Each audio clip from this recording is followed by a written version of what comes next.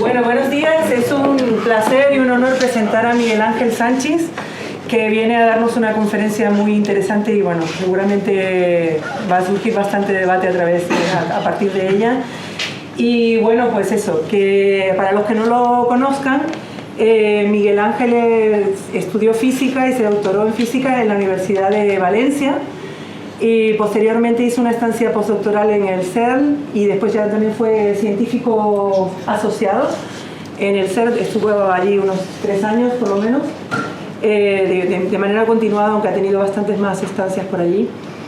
Y bueno, y después ya sacó, digamos, plaza de científico, de profesor titular y posteriormente de catedrático de física de la Universidad de Valencia.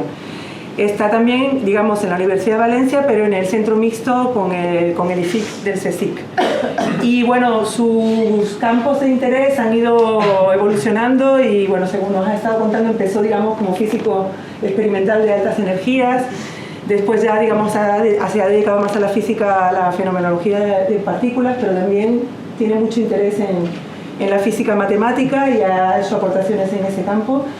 Y bueno, no solo eso, sino también, digamos, esta conferencia, digamos, es a través, digamos, de que nosotros formamos parte de la Junta de Gobierno de la Real Sociedad Española de Física y también junto con Fernando Barbero, que es el coorganizador de esta sesión, porque bueno, es amigo y colaborador de Miguel Ángel. Entonces quería mencionar que él es vicepresidente de la Sociedad de Física y que, bueno, en ese sentido, digamos, está realizando, digamos, una labor muy interesante en la organización científica de la sociedad.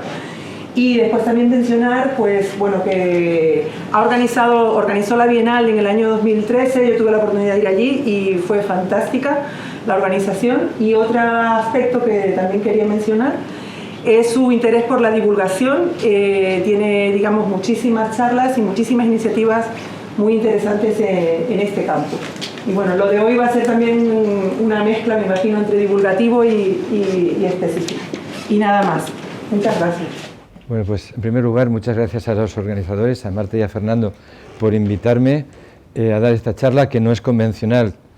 Siempre cuando uno da una charla, pues puede asumir una serie de riesgos. Y yo los asumo, porque el tema es bastante... puede ser bastante polémico, porque esto es como si habláramos un poco de Dios, ¿no? Que todo el mundo tiene ya una idea y que a veces es difícil aceptar una idea diferente, porque estamos hablando de conceptos fundamentales en el conocimiento, ¿verdad? El Quo Vadis Física ya lo dice todo, y podía haber comenzado la charla sobre dónde va la física y la ciencia en España en particular, con la poca inversión que se está haciendo. No lo voy a hacer, creo que merecería una presentación en sí misma, pero yo creo que no soy la persona más adecuada. Así que, más bien, nos vamos a concentrar en contenidos científicos. Y antes de seguir, me gustaría también hacer una llamada en el sentido siguiente. Como en las películas a veces que se ve, va a haber, yo soy muy cinéfilo, por lo tanto va a haber muchas referencias a películas. No es que se vayan a ver películas, sino va a haber referencias a películas del cine clásico, pero lo que quiere decir es que como en muchas películas, pues digamos, a lo mejor los contenidos de esta charla y algunas imágenes pueden herir la sensibilidad del espectador, ¿eh? Pero bueno, también voy a ser provocador en algunas maneras, ¿eh? De alguna manera, porque el tema lo merece, si no sería más aburrido, ¿verdad? Bueno, pues un poco empezaré con esta imagen del conocimiento debida a Wheeler, que un poco el conocimiento podemos suponer que se pone en correspondencia con una isla, con la superficie de una isla, de manera que la frontera del conocimiento coincide con aquello que no, vamos, con la línea de costa, ¿no?, respecto al océano o el mar del misterio, de lo desconocido. A medida que aumentamos nuestro conocimiento, también aumentamos las preguntas que estamos haciendo. Por ejemplo, Aristóteles no se preguntaba sobre cuál era la masa del protón o si el protón en una partícula vivía eternamente. Pero sabemos más, pero nos hacemos más preguntas. Esta imagen clásica de la isla del conocimiento, yo con cierto atrevimiento le voy a dar una tercera dimensión. pero eso será ya al final, una tercera dimensión a nuestra isla del conocimiento. Y bueno, voy a empezar históricamente, voy a empezar desde, digamos, desde los griegos, ¿no?, que un poco están en el origen del conocimiento, tal y como lo entendemos, ¿no?, científico. Buscaban, como sabemos, los griegos buscaban el conocimiento, la verdad, mediante la observación y la razón, pero no la experimentación. Sin embargo, hicieron grandes aciertos. Uno de los aciertos que hicieron fue aplicar el reduccionismo, en el sentido de que intentaban explicar la gran variedad que veían, del mundo que veían a su alrededor, en base a unos pocos elementos, ¿no? Ese reduccionismo está en la fuente del conocimiento actual y, por lo tanto, ha conseguido grandísimos éxitos. En el caso, por ejemplo, de Tales, pues como estaba rodeado de agua, pues en Grecia, pues claro, lo más normal es que el elemento básico fuera el agua. Y así distintos llamados elementos, aún en el lenguaje actual, que después, como sabéis, en la teoría, en la visión más bien alternativa de Demócrito, eran átomos.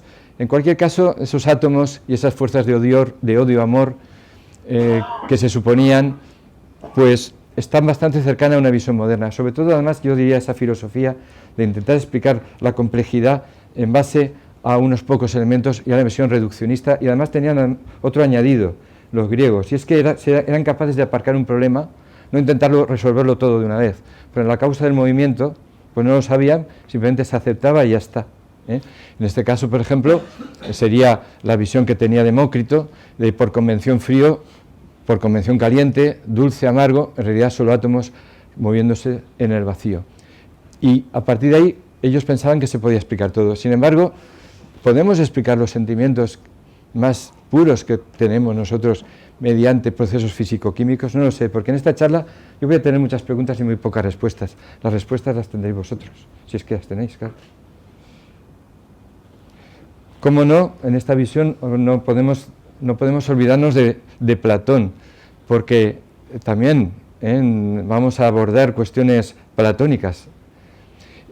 Según Platón, había dos tipos de conocimiento.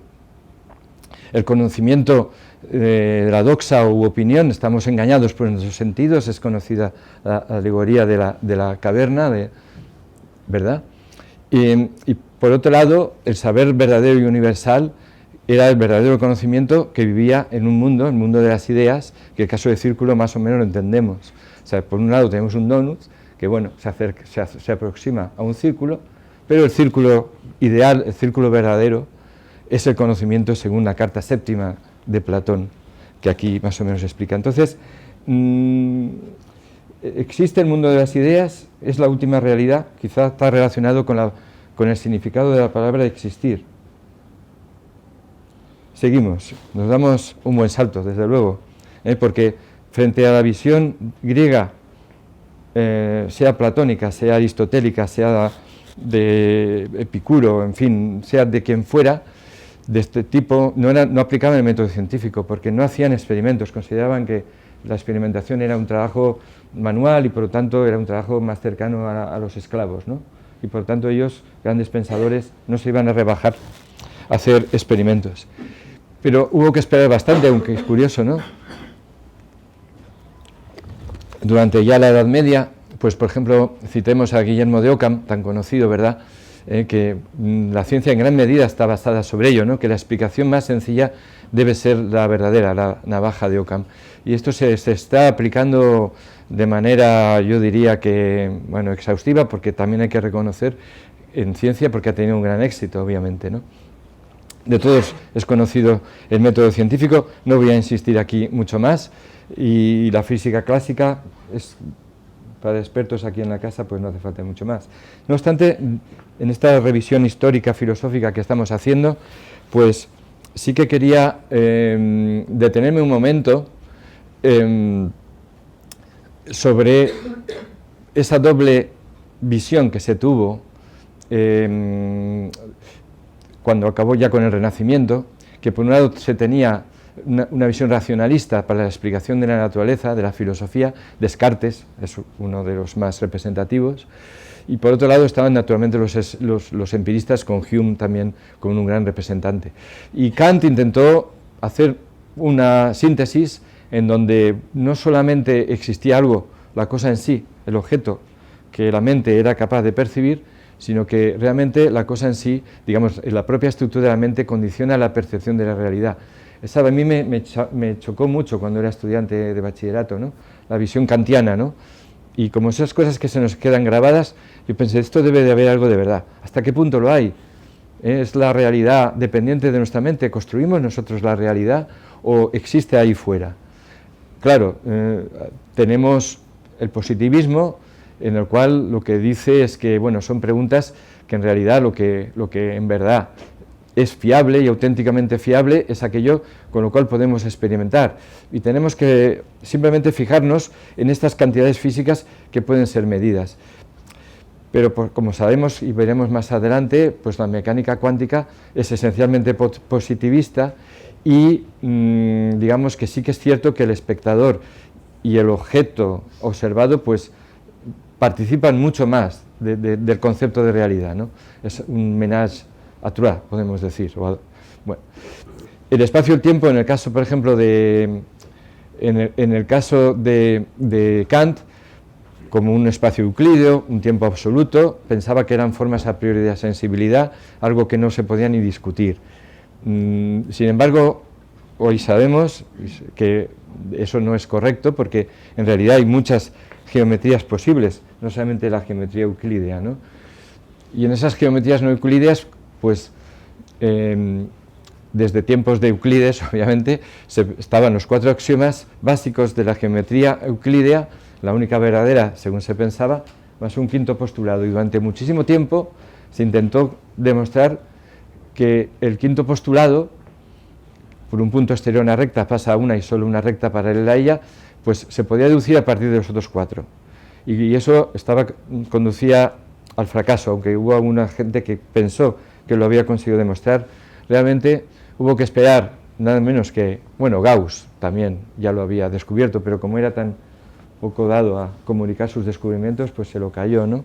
Pero digamos, Bolyai, Lobachevsky, Gauss, pues ya se dieron cuenta que uno podía aceptar o rechazar este quinto postulado y sin embargo no pasaba nada, o sea, no se encontraba ninguna contradicción, simplemente daban lugar a distintas geometrías, sea hiperbólica o sea elíptica, ¿no? Así que no se podemos afirmar que sea ni verdadero ni falso con esa mentalidad de verdadero y falso, que luego habrá que matizar naturalmente en un sistema axiomático qué significa ser verdadero o ser falso, ¿no? Y de alguna manera anticipaba el inquietante teorema de Gödel sobre la indecibilidad de ciertas proposiciones matemáticas. Porque existe alguna teoría del todo en matemáticas. Ya sabéis que Hilbert, el gran matemático alemán, propuso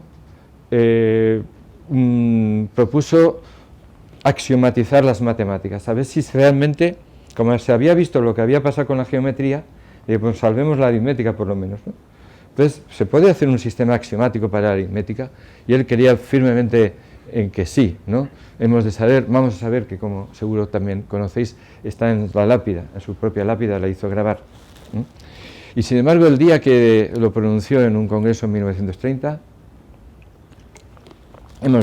vamos a saber, cualquier problema en matemáticas bien planteado va a tener una respuesta en base a un sistema axiomático que tenemos que construir. Pues el día anterior Gödel se había levantado la mano y había dicho esto no es posible, porque en verdad va a haber siempre cualquier sistema matemático axiomático suficientemente importante que contenga la aritmética. Hay enunciados cuya velocidad o falsedad son indemostrables. Falsedad o veracidad quiere decir con respecto a los axiomas de partida. Y en particular uno de esos enunciados es su propia consistencia, es decir, supuso, aunque también es verdad que hay que matizar los teoremas de incompletitud de Gödel, su extensión, o sea, a veces se sacan fuera de tiesto, ¿no? Y se llevan dominios que no le corresponden, pero lo que sí que es cierto es que una visión naif de las matemáticas, pues había que reconsiderarlo. Y además, se ha ido más allá de la propia aritmética. Por el caso, por ejemplo, de Paul Cohen, junto con Gödel, pues demostraron que la hipótesis de continuo de Cantor, que entre el cardinal del continuo de los números naturales y el cardinal Aleph 0 y el cardinal y el cardinal de los números reales, Aleph 1, no había ningún cardinal intermedio, o sea, no había un infinito, digamos, entre los dos. Bueno, pues de nuevo Paul Cohen demostró que con la teoría de conjuntos habitual, pues eso no se podía ni rechazar, ni refutar, ni aceptar, que las dos cosas eran igualmente posibles. Y también, no digamos, la aportación de Alan Turing, que lo matizó y lo acercó más al mundo físico, en el sentido de que, bueno, sabéis que imaginó un ordenador. Ahora nos es fácil imaginar un ordenador, pero en aquella época no existía. Él mismo creó uno con von Neumann. Pues que había problemas que eran algorítmicamente indecidibles, o sea que a priori entre una máquina de Turing universal uno le introducía un input y no sabía si realmente eso se iba a terminar o no se iba a terminar, y por lo tanto es una manera de reexpresar esta especie de paradoja, algo que no parecía lógico en una disciplina como son las matemáticas, que uno piensa que de alguna manera es un regalo de los dioses, ¿no? Porque, de hecho, André Weil, el gran matemático francés, uno de los creadores del grupo Bourbaki, pues dijo a propósito de estos teoremas: Dios existe porque las matemáticas son consistentes, pero el diablo también existe porque no lo podemos probar, ¿no? Entonces, tenemos esa especie de ambigüedad de algo que creemos firmemente en ello, pero que al mismo tiempo tampoco se puede probar, ¿no? Entonces, ¿son realmente las matemáticas platónicas? Pues aquí, aunque parezca mentira, porque hay mucha gente que está convencida de que sí, que las matemáticas es algo que existe más allá de la mente humana. Y descubrimos los teoremas, o se descubren los teoremas, porque ya existen. ¿Dónde? Esa pregunta es difícil de formular, quizá está simplemente mal formulada, ¿no? Entonces, es verdad que se descubre un nuevo planeta, se inventa un nuevo móvil, pero se descubre o se inventa el teorema de Pitágoras. Y ya os digo, como también es sabido, pues hay varias posturas. Una de los defensores de que se inventa es Brouwer, con el intuicionismo, ¿no? Digamos una visión extrema. Él no se creía nada que tuviera el infinito ni remotamente citado. Finitista también, se puede decir. No hay nada en matemáticas que no se pueda construir mediante un número finito de pasos. Y había otros grandes matemáticos que iban por esa línea. Es verdad que quizá no sea mayoritaria, y en el cambio, en el otro campo, en el que más bien existe una verdad matemática, pues tenemos a Hilbert, al propio Hardy, Gödel. Yo me pregunto, para provocar, ¿existe una relación profunda entre matemáticas y realidad física? En ambos sentidos, es decir, nosotros como físicos, la mayoría imagino aquí, estamos acostumbrados a considerar las matemáticas como una herramienta. Pero, ¿podría ser la física una herramienta de las matemáticas? Eso es lo que también vamos a considerar. En tal sentido, esa relación entre física y matemáticas, esa doble implicación, pues podemos recordar a la hipótesis de Riemann, la función z de Riemann, y el problema, uno de los problemas de Hilbert, que no está resuelto, y como sabéis, eso es el santo grial de las matemáticas, y es que los ceros no triviales de la función z de Riemann pues se alinean justamente en esa línea crítica cuando la parte real es igual a un medio y no tienen para nada se apartan de esa línea. Y es una cosa, algo increíble, ¿no? Y ya no sé por cuántos cuatrillones de ceros, y nada, no se apartan, pero claro, eso no es nada en el océano del infinito. Podría ocurrir que sucediera y ya está. No hay ninguna razón para que estén así alineados. Por eso se intentó buscar, el propio Hilbert y Polya sugirieron encontrar, pongamos, un oscilador armónico, un oscilador cuántico, perdón, de manera que los valores de su autoenergía se pudieran poner en correspondencia con esos ceros no triviales de la función de z de Riemann. Y entonces habría una razón física, por ejemplo, pues que la energía tiene que ser una cantidad real, y eso obligaría a que estuvieran alineados. Entonces, es increíblemente, bueno, digamos, curioso, ¿no? Que un modelo físico pueda condicionar una realidad matemática. Yo cuando hablo con mis amigos matemáticos, que como muchas veces con ellos, y les conté estas cosas, se me olvidó decir al principio que esta conferencia tiene una subconferencia que empiezo ahora, más especializada, más técnica, pero luego volveremos a la generalidad. Entonces, cuando hablo con mis amigos matemáticos y les cuento lo que hemos hecho aquí, con Fernando, que tenemos un artículo publicado en una revista de física sobre la relación entre física y matemáticas, bueno, viene después. Se quedan un poquito, digamos, en general no son felices, ¿no?, cuando se les dice. Pero es verdad que después de haber comido con ellos unos cuantos años, empiezan ya a entender más este punto de vista. Pero antes de ir a esa mini conferencia, dentro de la conferencia, una cosa que es bien conocida, y es, bueno, el asombroso lenguaje de la naturaleza. Tenemos una visión, teníamos una visión que era muy determinista en la física clásica, y como es bien sabido, pues la naturaleza es esencialmente probabilística. La imagen, bueno, de los tiempos modernos de Charles Chaplin, de Charlotte ahí, en la cual todo funciona como un gigantesco mecanismo de relojería, pues tenemos que rechazarla. Einstein, ya sabéis que no estaba nada de acuerdo con esa visión. Hablar de que Dios juega a los dados, de que la naturaleza es probabilística, pues no le gustaba nada. Pero lo cierto es que así lo es, porque un átomo de cesio 137 se desintegra con una vida media de 30 años, se puede desintegrar en un segundo o al cabo de 30 años o 1000 años, y son idénticos, ¿no? Entonces hemos de aceptar una cierta borrosidad, ¿no?, una cierta borrosidad en la descripción de la naturaleza. O la naturaleza es que es así, ya no es que la descripción nuestra, es que es así.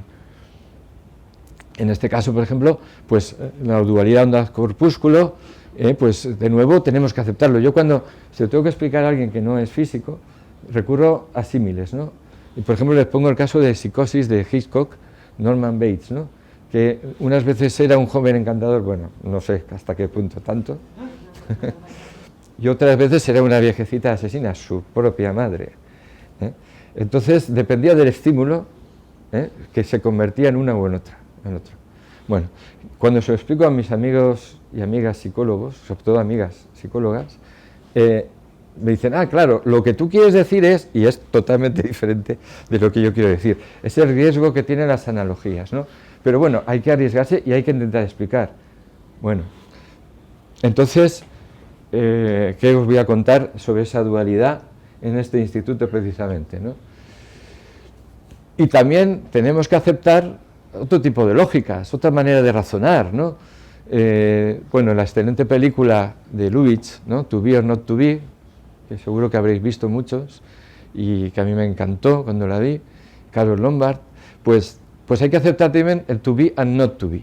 Entonces, desde el punto de vista positivista, ¿no?, del cual yo me adhiero de corazón, digamos, y de cabeza, uno puede pensar que, bueno, a veces hay paradojas que surgen porque estamos haciendo la pregunta incorrecta, ¿no?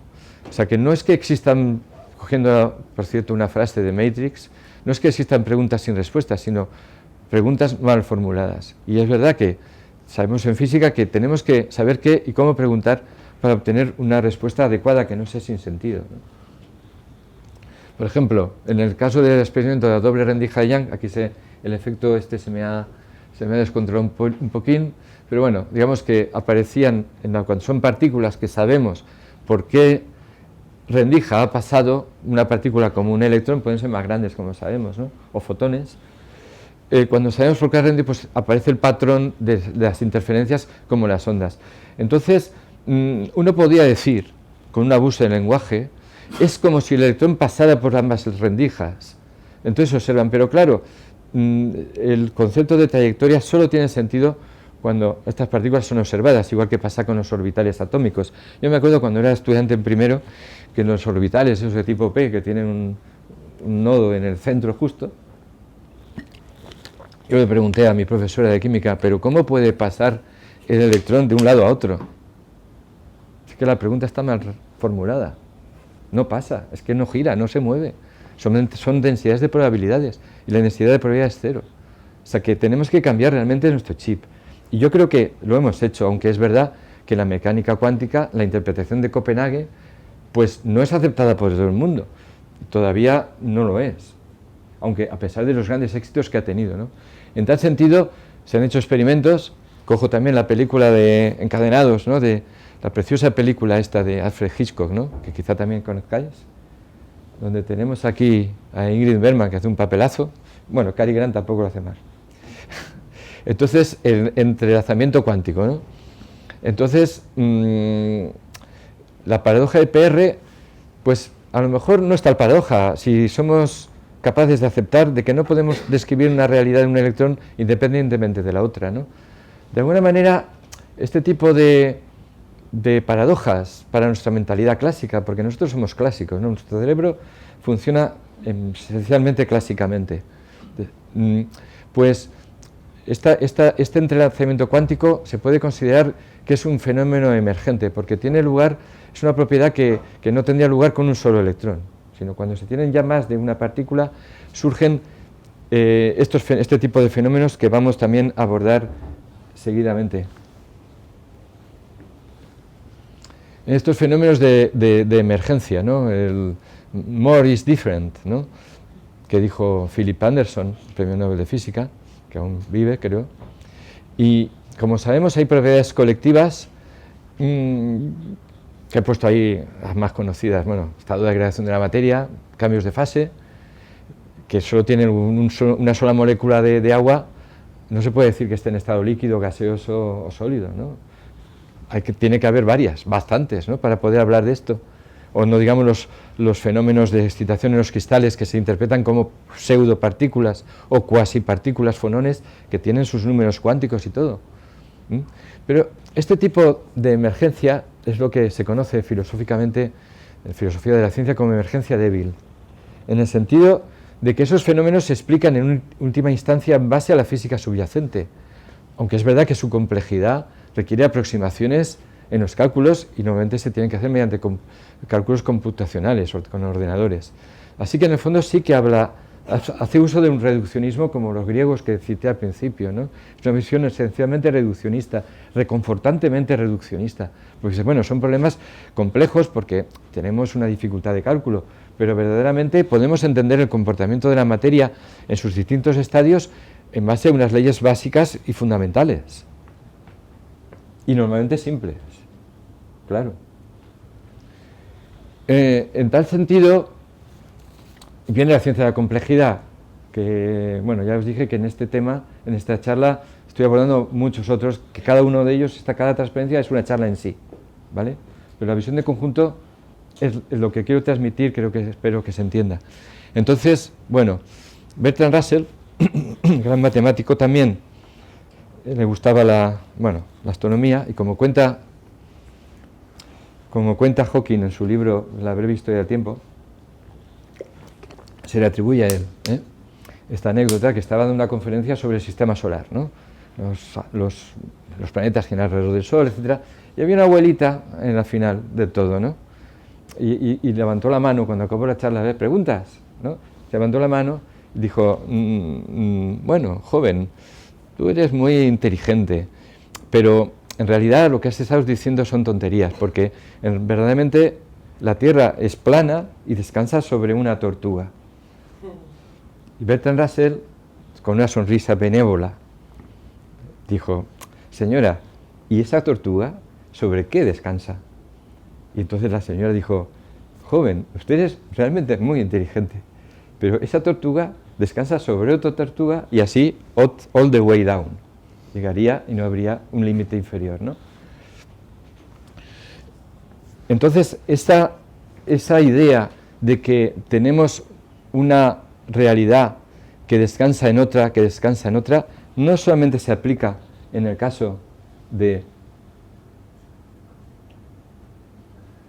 la física, sino, por lo que hemos visto de Gödel, podríamos pensar que también algo semejante ocurre en matemáticas, porque tú tienes un sistema axiomático que supones o quieres que sea completo y consistente, y sin embargo hay proposiciones matemáticas que no se pueden demostrar mediante ese sistema axiomático.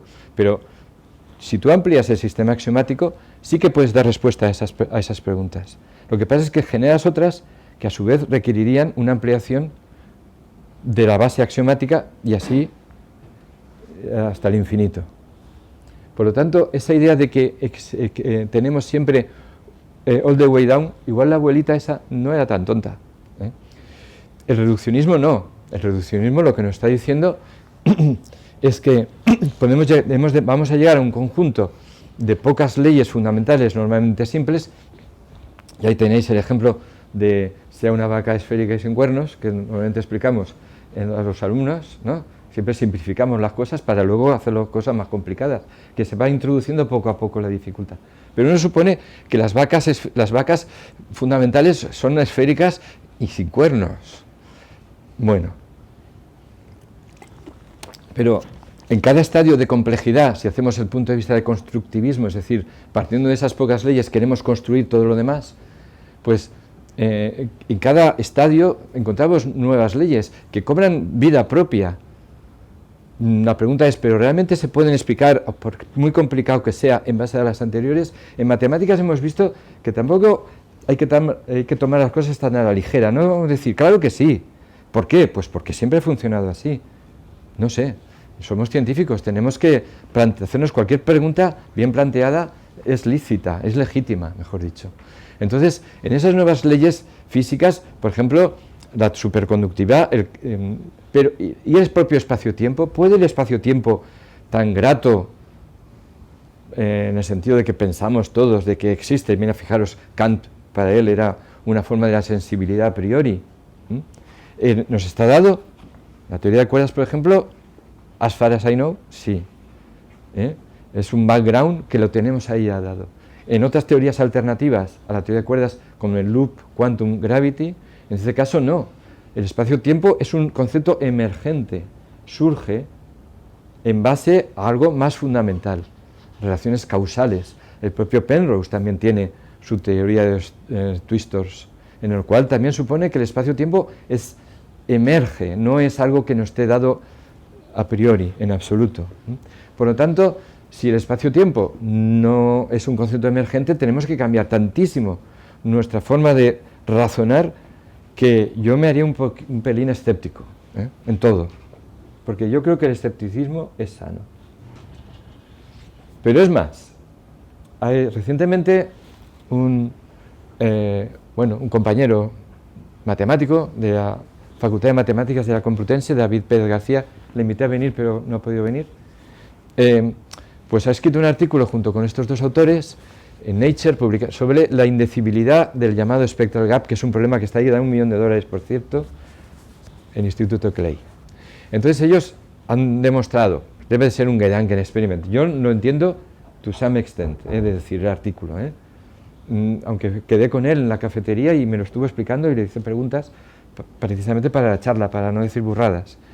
Lo entiendo hasta cierto punto. Pero entiendo que lo que hacen es poner en correspondencia un sistema físico que es una red bidimensional atómica, con interacciones entre vecinos, con una máquina de Turing. De manera que relacionan el hecho de saber si añadiendo o quitando, variando el tamaño de esa red mediante átomos, si el nuevo material, es decir, el nuevo sistema, va a ser conductor aislante. Y como eso se pone, según la máquina de Turing, se pare o no se pare. Y resulta que como eso es una cuestión indecidible, concluyen que esa cuestión no tiene respuesta, lo cual es muy fuerte, porque lo que nos está diciendo, si no he entendido bien, es que a pesar de tener una descripción completa cuántica, dentro de los límites de la cuántica, pero los aceptamos, ¿no?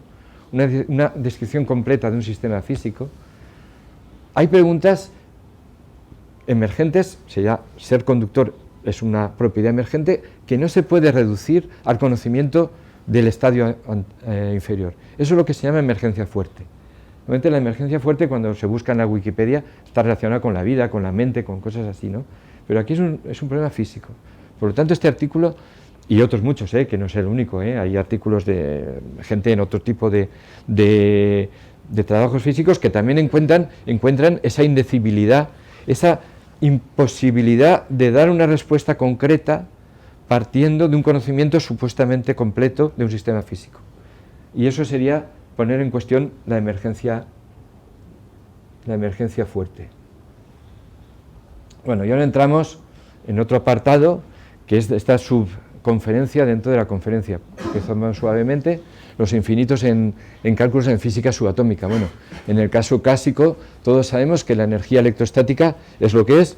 Tenemos un radio, que ese radio eso se ha conseguido calculando la masa por el trabajo que, si no recuerdo mal, de cuando lo explicaba yo en física general, desde el infinito hasta un punto, por capitas, vas haciéndote tu electrón.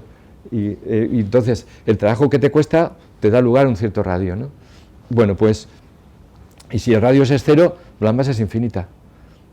En el caso del caso cuántico, pues pasa algo parecido. En este cálculo perturbativo, cuando calculamos la autointeracción de un electrón consigo mismo, pues la integral que sale, como está integrada para todas las energías, pues resulta que es divergente ultravioleta. Entonces también encontramos de entrada, aparentemente, una masa infinita para el electrón. Pero tenemos una solución, o sea, una solución que los sabios ya han elaborado, tiempo A, ¿no? Es la teoría cuántica de campos, es la solución. Las que son renormalizables, de las 4 fuerzas conocidas en la naturaleza, 3 son renormalizables y se nos resiste la gravitación cuántica. Curiosamente fue la primera que fue formulada como interacción en términos modernos por Newton, y sin embargo esta no es renormalizable, tiene infinitos que no se pueden eliminar de manera no ambigua, que es lo que sí que pasa en las renormalizables. Se puede, en el caso de la masa del electrón, pues se aísla la singularidad y a ese infinito le quitamos infinito y lo que queda es finito, y eso es la masa porque la hemos medido experimentalmente, sabemos qué infinito quitar para que salga la masa. Pero eso hay mucha gente que no le gusta, el propio Feynman, ¿no? Era una manera de barrer las dificultades debajo de la alfombra. Pero funciona también. También es esperable que sea algo raro, porque estamos claro, energía ultravioleta, energías elevadas, significa distancias muy pequeñas. Más allá de la distancia de Planck, no sabemos ni siquiera si tiene sentido hablar de lo que estamos hablando. O sea, ni de espacio, ni de tiempo, ni de energía, ni de nada. No se sabe en realidad, ¿no?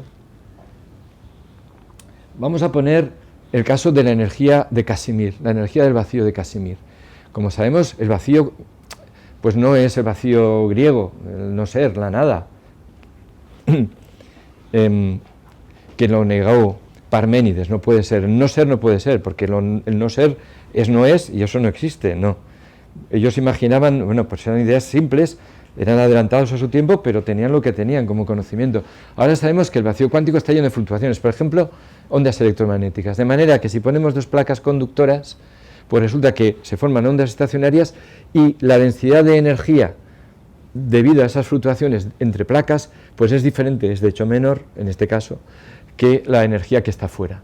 Entonces, cuando calculamos esas fluctuaciones, cuando calculamos la energía del vacío, pues nos sale infinito.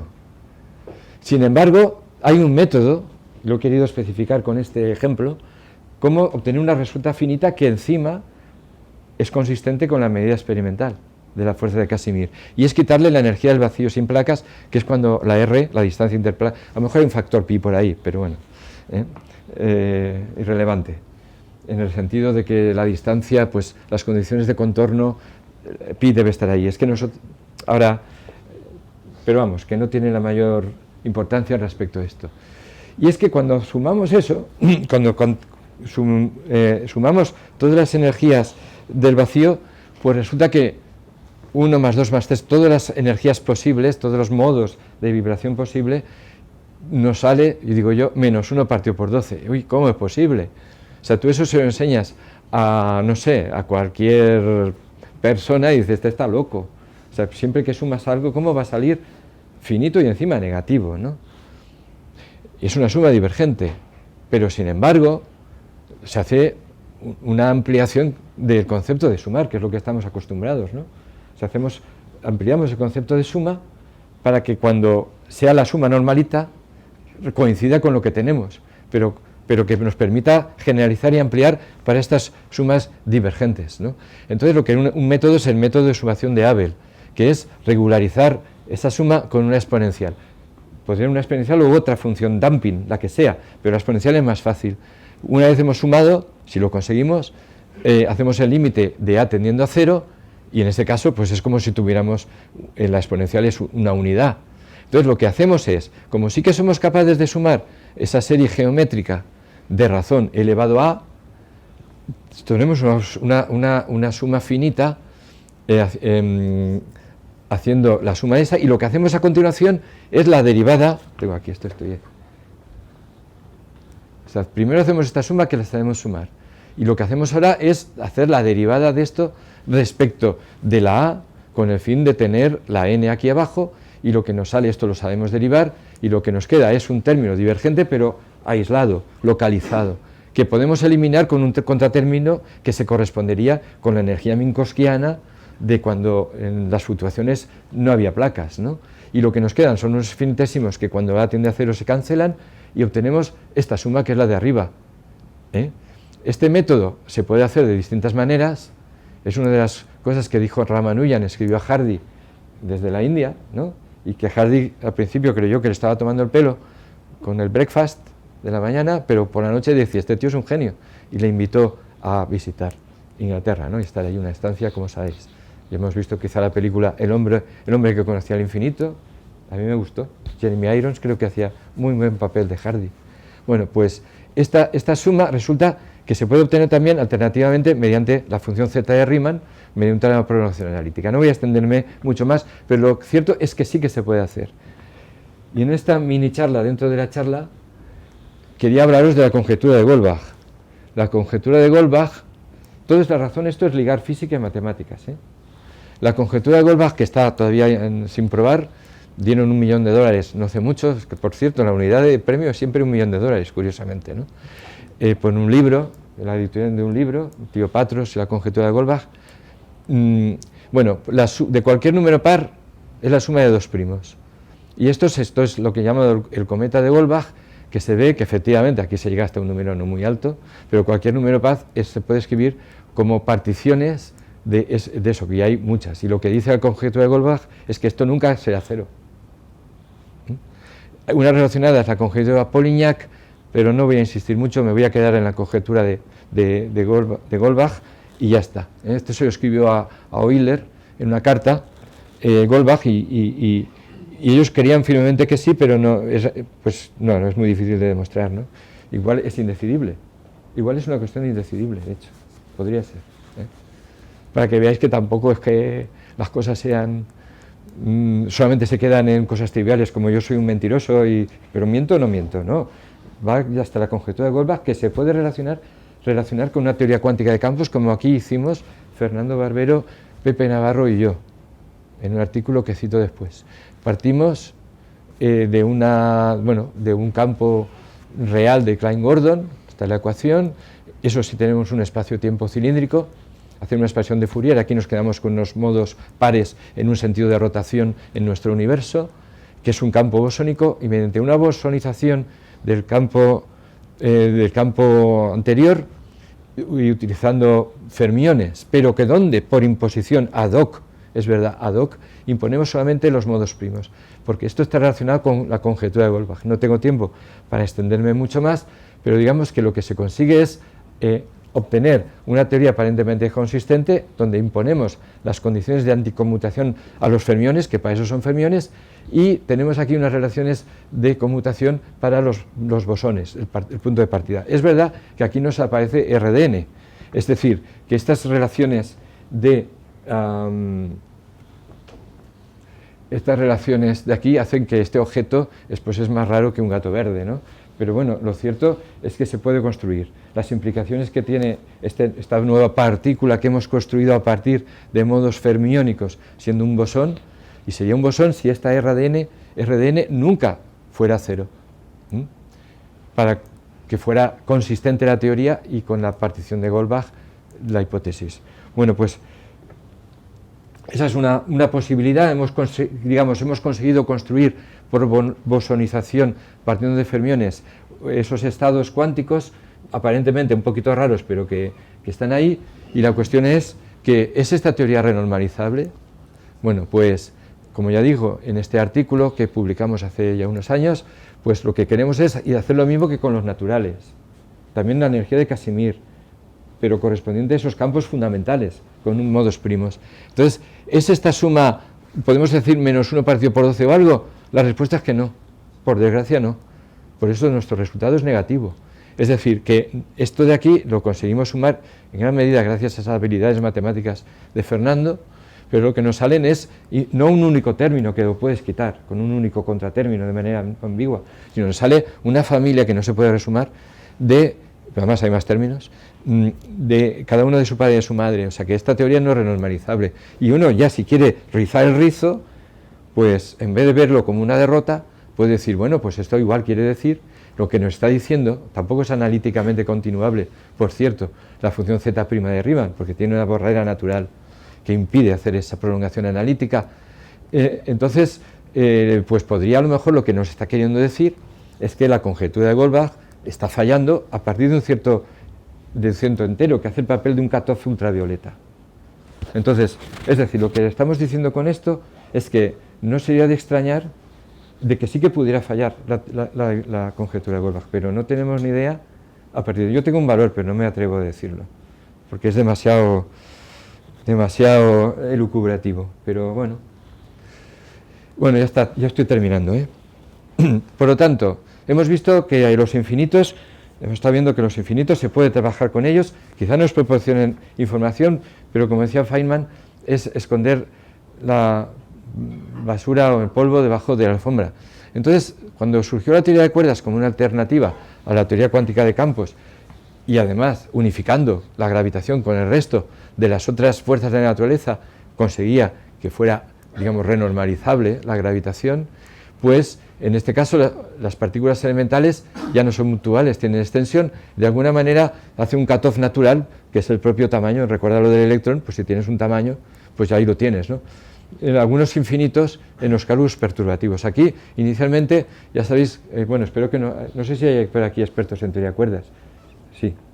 Bueno, inicialmente hubo una gran esperanza, vamos a decirlo, sí, de que efectivamente la teoría de cuerdas iba a dar la respuesta a todo, ser una teoría de todo, ¿no? Ahora, siendo prudente, yo diría que esas expectativas se han enfriado notablemente, pero todavía existe una fortísima comunidad que trabaja en cuerdas.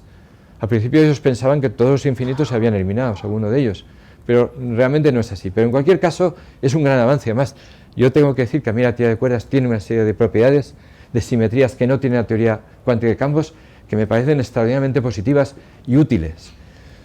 Pero, sin embargo, se ha encontrado que los vacíos posibles no hay uno, sino 10 a la 500. Con lo cual, en vez de una teoría del todo, lo que se ha acabado más bien es una teoría de cualquier cosa, ¿no? Theory of anything. Lo que la teoría de cuerdas se llevó, lo que la teoría de cuerdas se llevó es esa esperanza, quizá, la gran esperanza blanca, de encontrar una teoría de todo. Algunos se plantean que igual eso no es posible, ¿vale? Y eso es en esta charla un poco lo que yo al final quiero reflexionar, ¿eh? Me gusta poner también la frase del ex Beatle George Harrison: si no sabes a dónde vas, cualquier camino te llevará allí.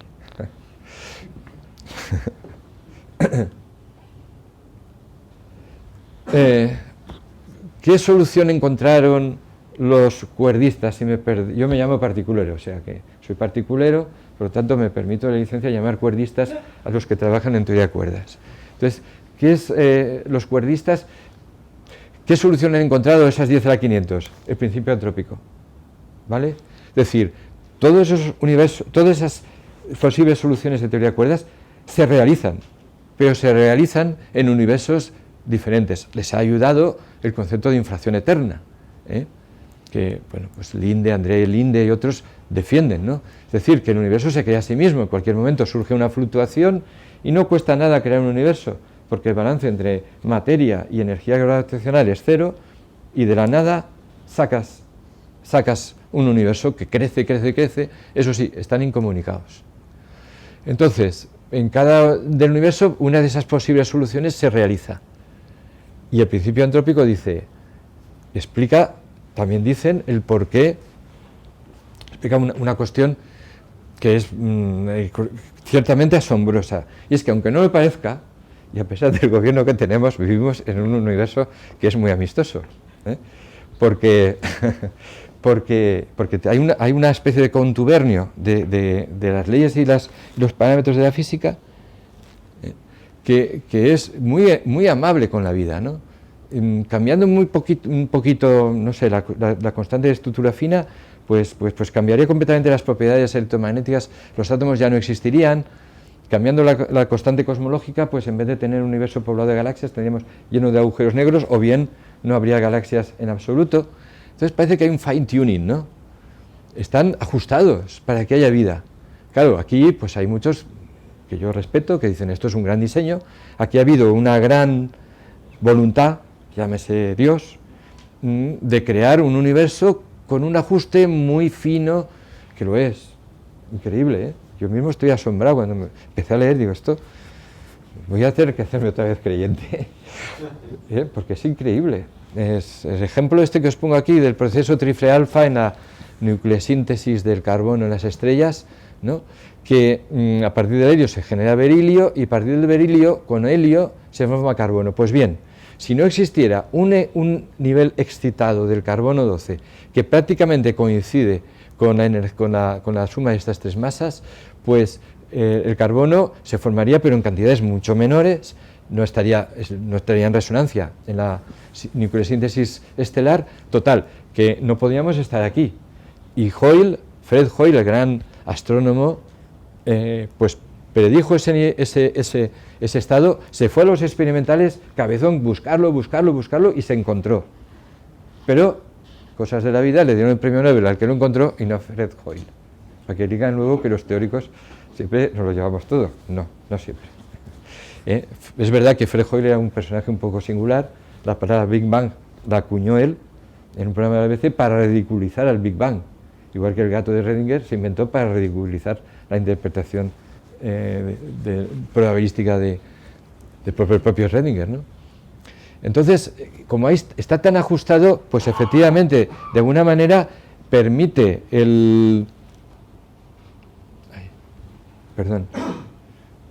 es que como es pantalla táctil, pero ya estoy llegando al final. Pues podría... Claro, los cuerdistas han encontrado la solución, porque explican, primero, sus 10 a la quinta soluciones en tantos universos, en multiverso.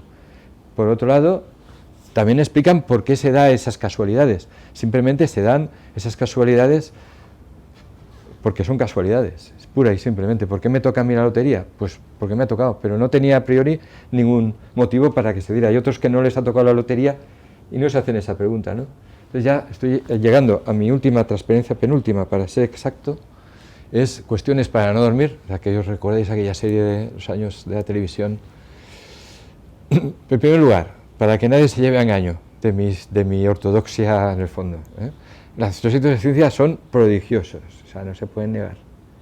El hecho, por ejemplo, de la predicción del momento dipolar magnético anómalo del electrón por parte de la Quantum Electrodynamics es un éxito innegable e increíble, ¿no? Increíble, y tantos otros que están ahí, ¿no? Eso está claro, ¿no? Nadie lo va a dudar ni no se va a poner a la ciencia en absoluto en cuestión como tal. Sin embargo, yo creo que el científico tiene que poderse hacer cualquier tipo de preguntas. Yo creo que son legítimas, si están, digamos, tienen una buena intención, ¿no? Entonces, yo me planteo, sinceramente, el reduccionismo desde el tiempo de los griegos hasta ahora ha ido muy bien, la navaja de Occam también, pero ¿es adecuado hasta sus últimas consecuencias? ¿No puede pasar algo parecido a los matemáticos que no se les ocurría pensar que podía haber limitaciones a la construcción axiomática, ¿verdad? Autolimitaciones. ¿Son las leyes físicas únicas? ¿Pueden variar cada copia del universo? Porque en ese caso, si es así, no tenemos que hacer ya mucho más, pues la masa de electrón será la que es, porque en otro universo será otra y ya está. Ten en cuenta que 10 a la 500 es mucho, el número de átomos en el universo son 10 a la 80, o sea que 10 a la 500 es prácticamente infinito. ¿Se encontrará otra explicación para el contubernio de los parámetros? Esa es otra opción, claro, podría ser, es lo que dice Lee Smolin, por ejemplo, en su crítica en Travel with Physics, ¿no? Dice, ¿por qué bueno, es un problema de la teoría de cuerdas, pero pudiera ser que hubiera una teoría desconocida que explicara ese contubernio. No se puede, de hecho, el loop quantum gravity, en el cual Lee Smolin trabaja, pues, aunque es verdad que es mucho más limitada que la teoría de cuerdas y no han conseguido ni mucho menos avanzar tanto, pero ellos construyen espacio-tiempo, lo van construyendo todo, quién sabe, ¿eh? Pero yo me pregunto también, ¿es la teoría del todo, y no necesariamente la teoría de cuerdas, una utopía inalcanzable en física? Y acabo con esta imagen, que es la imagen tridimensional de la isla que habíamos visto al principio del conocimiento, pero con una tercera dimensión. Y esto puede herir la sensibilidad de algunos de vosotros, ¿no?